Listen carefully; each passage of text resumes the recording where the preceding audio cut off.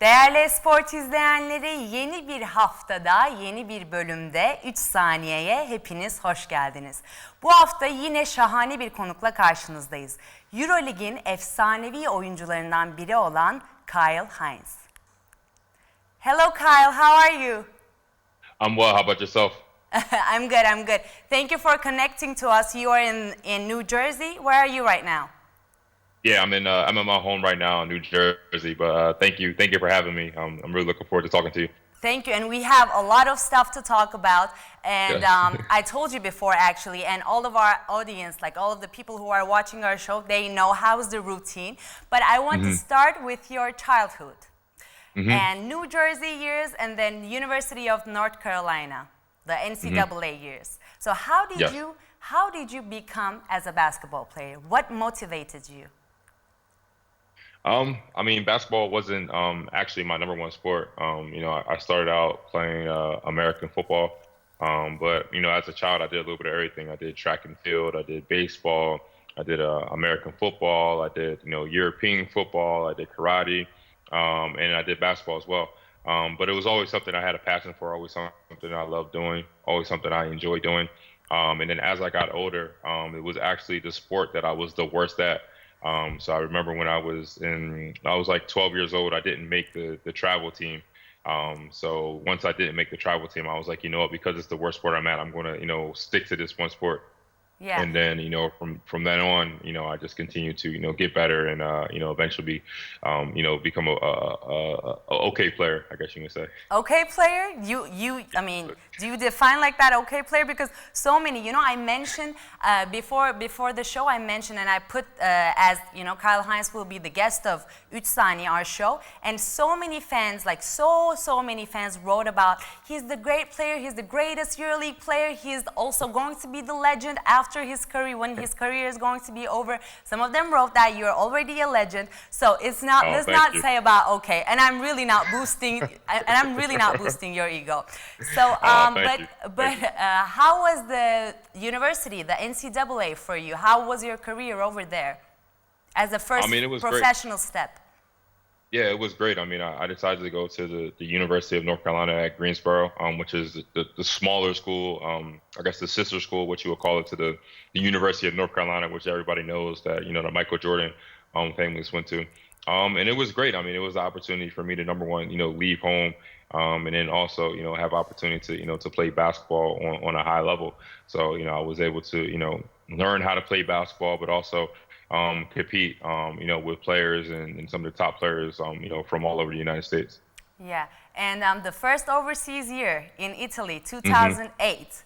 How was that journey to Italy? Because you played there only for 2 seasons, right, in Italy?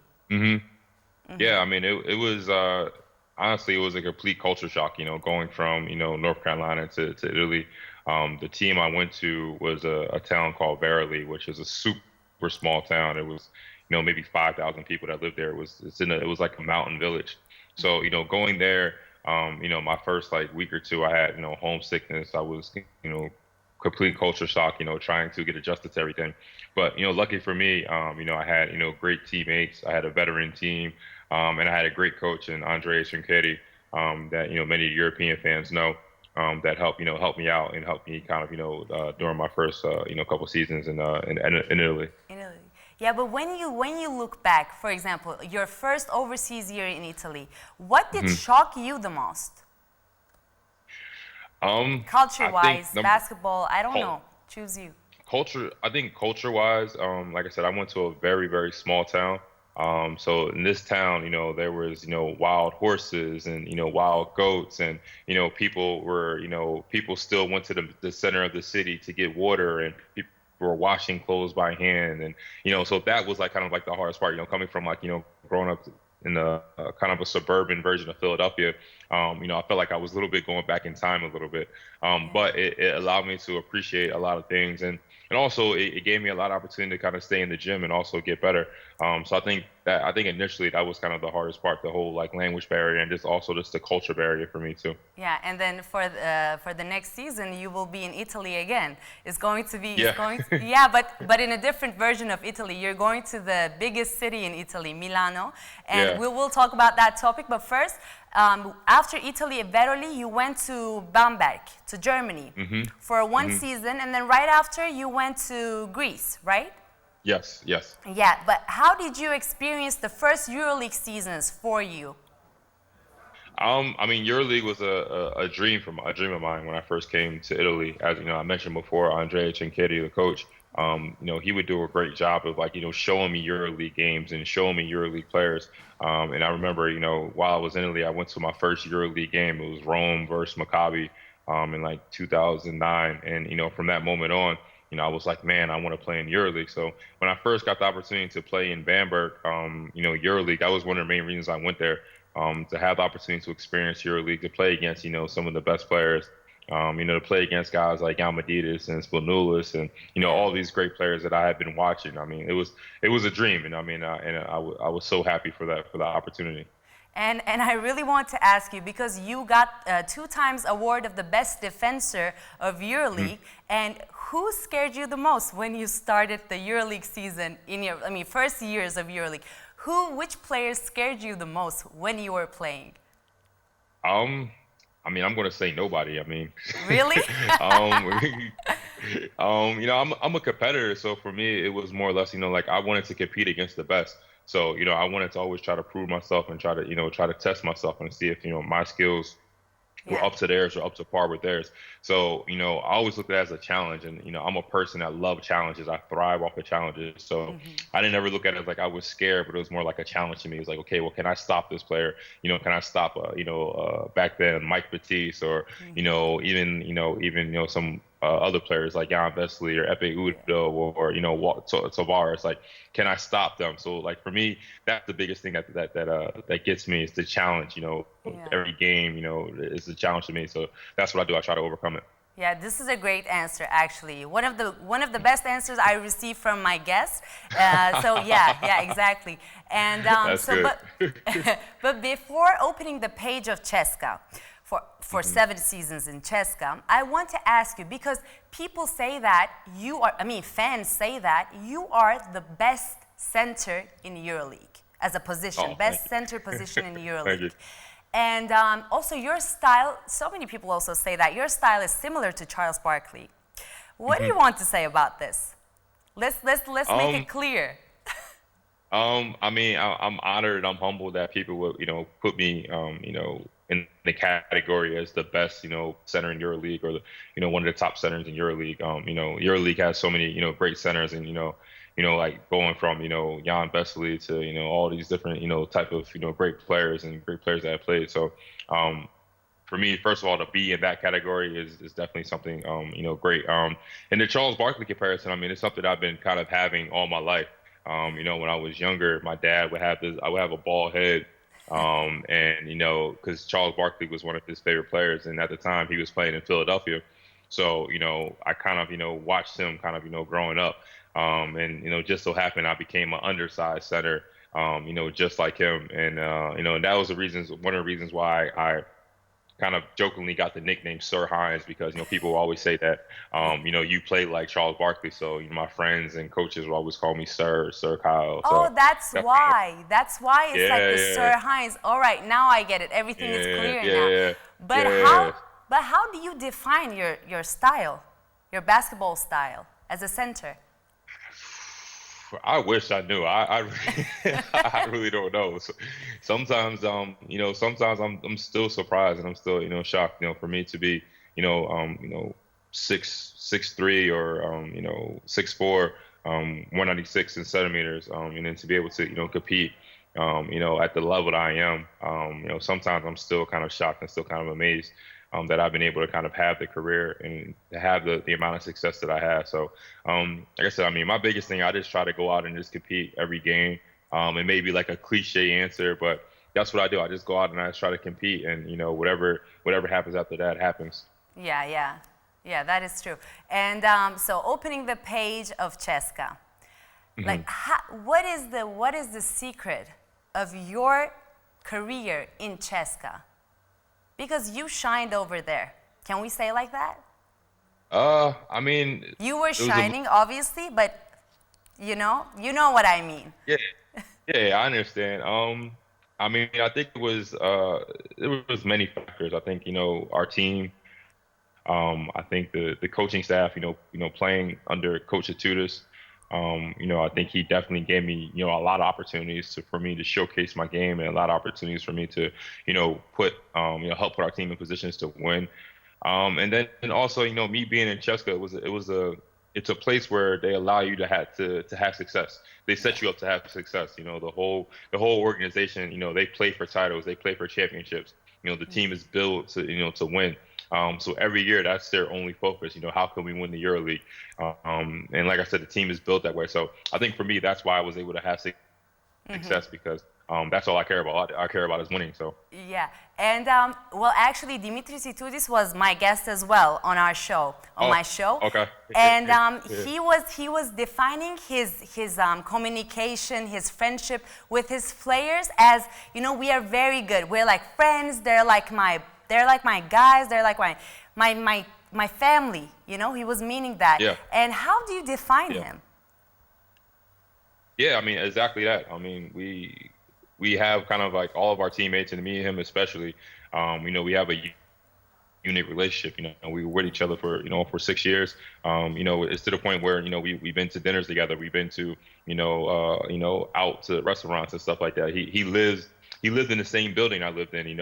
I lived on one floor. He lived on 5 floors up. So we would see each other in the elevator all the time and talk, or when he was off walking his dog, or different situation like that. And then we will always talk. And I think that was one of the main reasons why we were able to have such a successful relationship with each other, because of the communication. He's the type of coach that if he's not going to hide his feelings and hide his expressions.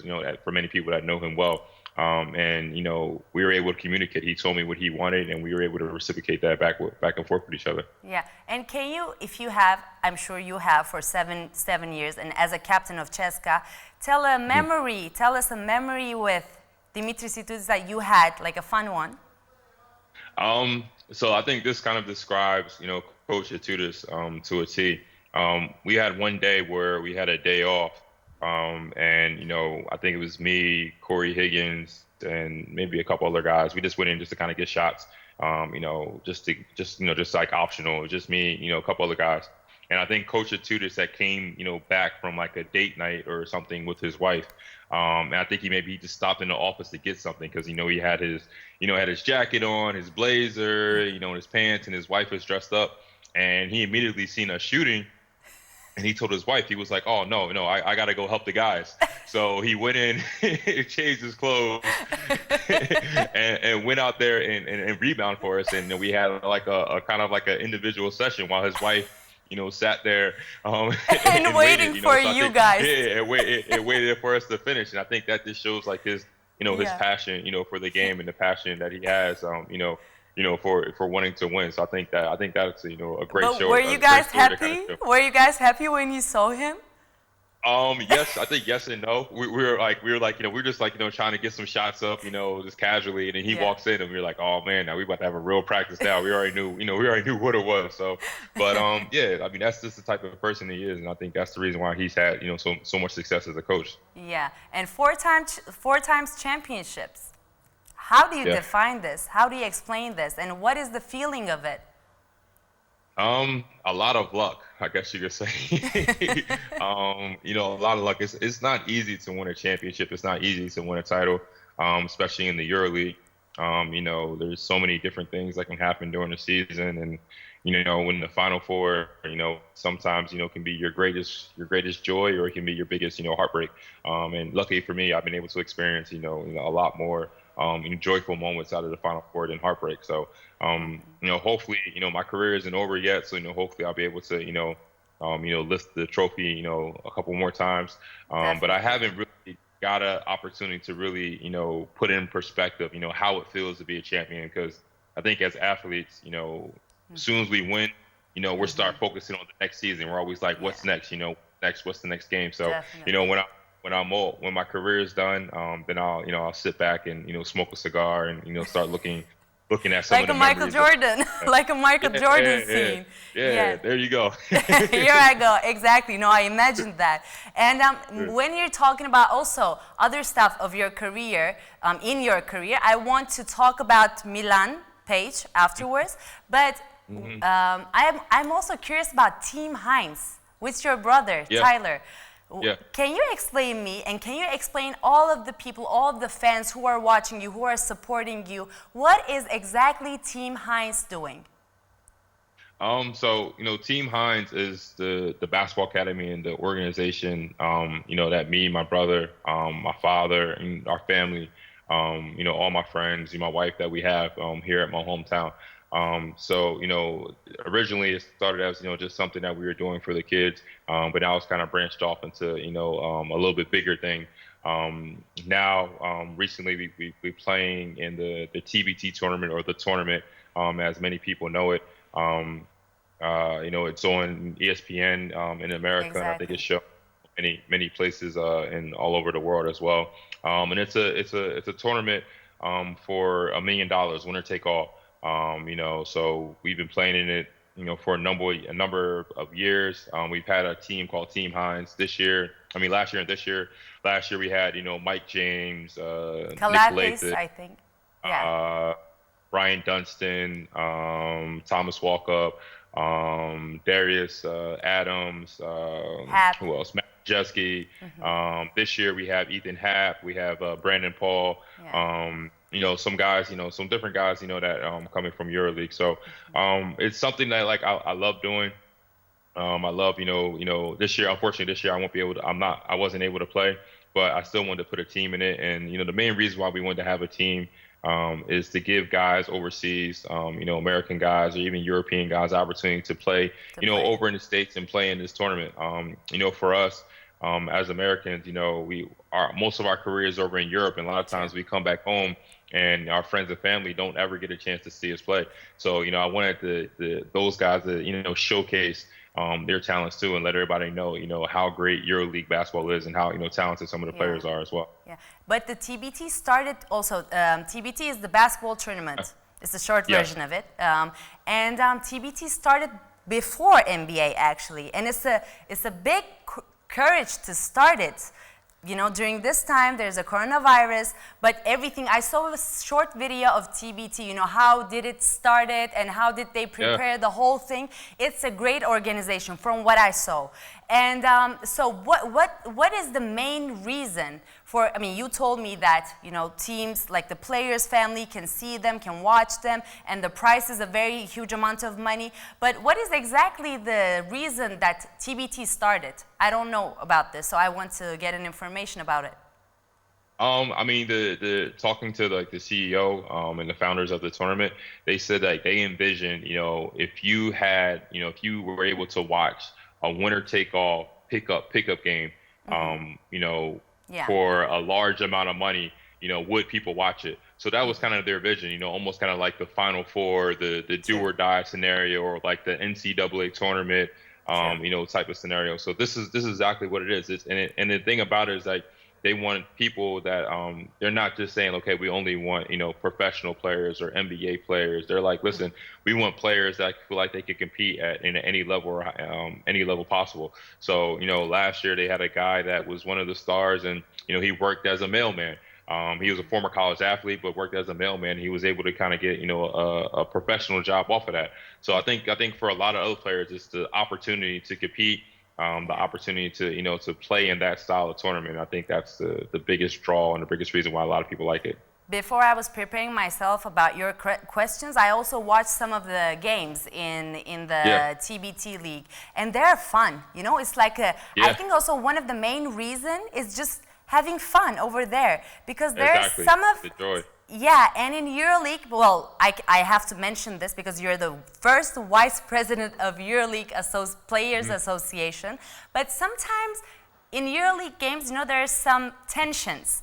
But for you guys, is it hard to play when you have a tension? It's part of the job. I guess you're gonna say it's part of the job description. So EuroLeague is has TBT has a lot of, what EuroLeague has, where it's like every game matters. One of the famous quotes I always, say that Coach Atuda says is that every game is a final. In EuroLeague, doesn't matter who you play.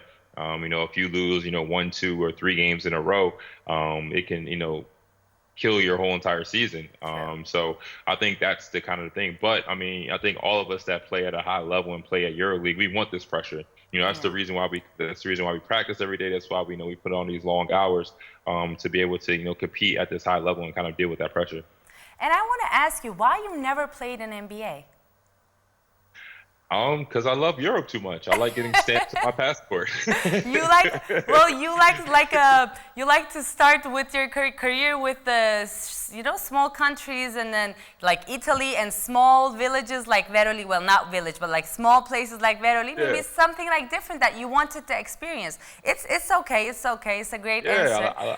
I like to travel. I mean, and EuroLeague basketball is very unique. I mean, it's a great opportunity to travel, to see the world, and for my family, my friends, just travel and see the world, and like I said, compete at a high level. I know in EuroLeague, I'm always going to have opportunities to compete. So I think that's what what wants me to play, continue to play in EuroLeague. True. And Team Hines is also helping the community, right? Yes. And what are you guys doing as helping? Yeah. So like I was saying before, the organization kind of started off as us helping and giving back to our community here in my town. I'm originally from a small town called Sicklerville, New Jersey. So we wanted to give back to the kids here because when I was growing up, we didn't have any basketball camps or anybody to kind of guide us to play. So me and my brother and my family's main focus, like if we ever were able to accomplish our dreams, we're going to come back and give back to the community. So now we have basketball camps, we have basketball academies, we have basketball leagues. My brother has a mentoring program. We give scholarships to kids to go to college. And one of the big projects that we just did recently is that we donated a basketball court, to my community. Very nice. So we were able to build the basketball court, and we have an artist came and he drawed a mural on it. So those are kind of things that we're doing. So we're looking to hopefully now expand out and not only do the basketball courts and do the things that we've been doing here in my community, but also take them globally and do them elsewhere. Yeah, and so many young basketball players are watching us right now, I'm sure, and they want to become, you're some of their idols. And what kind of message you want to give them, since you're helping also to the community and to kids? What are the main secret of becoming as a great basketball player like you? My main secret I tell, kids all the time is, number one, you have to enjoy the game.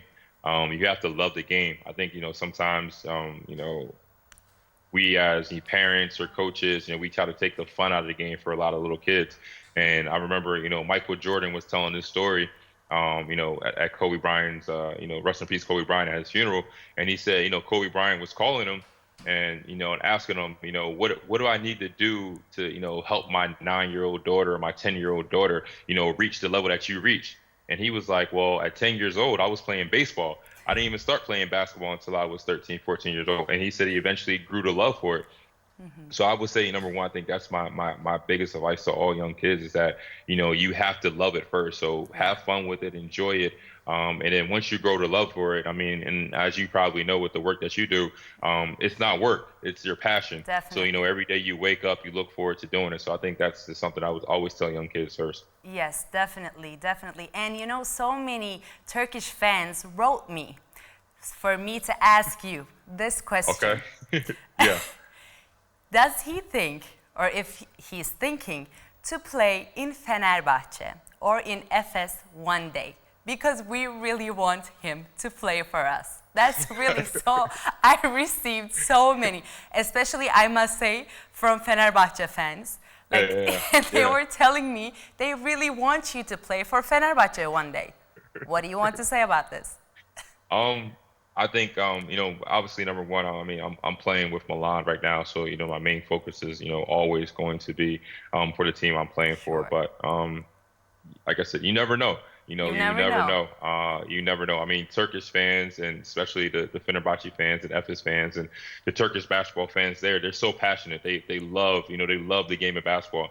Yeah. For me as as an opponent to go to play in Fenerbahce, to go to play in Efes, and even before going to play in Galatasaray or going playing Besiktas in all these different places, I was always excited because I know that the Wow, fans they care you about know our basketball. teams very well, Okay. Yeah, I know a little bit, a A little bit, little a little bit. bit, A little bit. But when a you little bit. and I want to ask you this: when you came to Turkey for Yeah.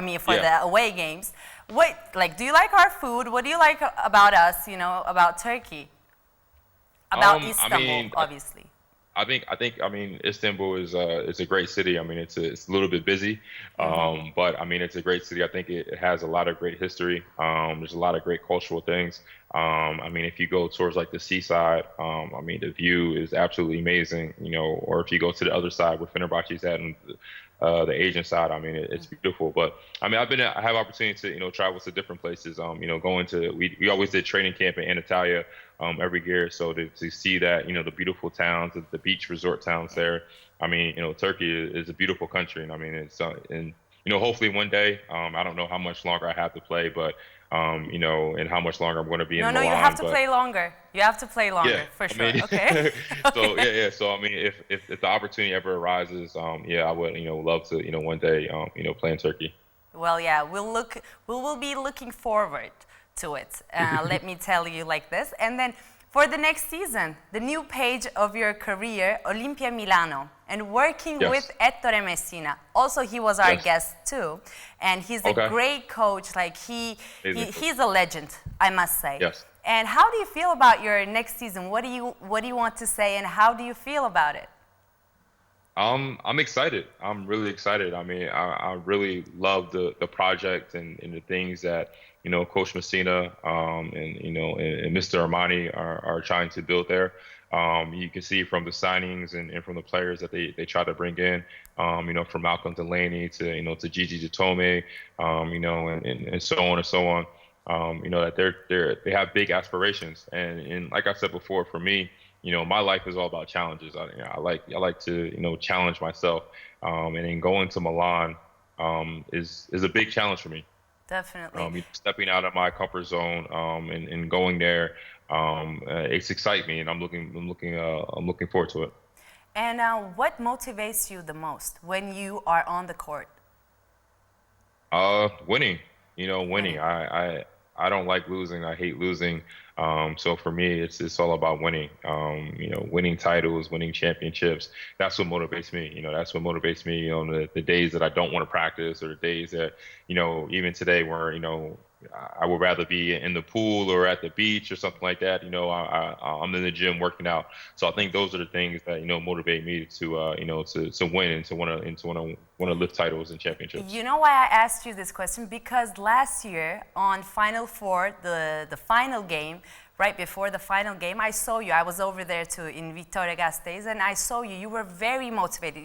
As a media person, I have to observe and I have to see how the players feel or how they, put their emotions out there. And you were very concentrated. But during the last 5 minutes of the game, you were a little bit, I don't want to say excited, but you were a little bit tense. You had that tension.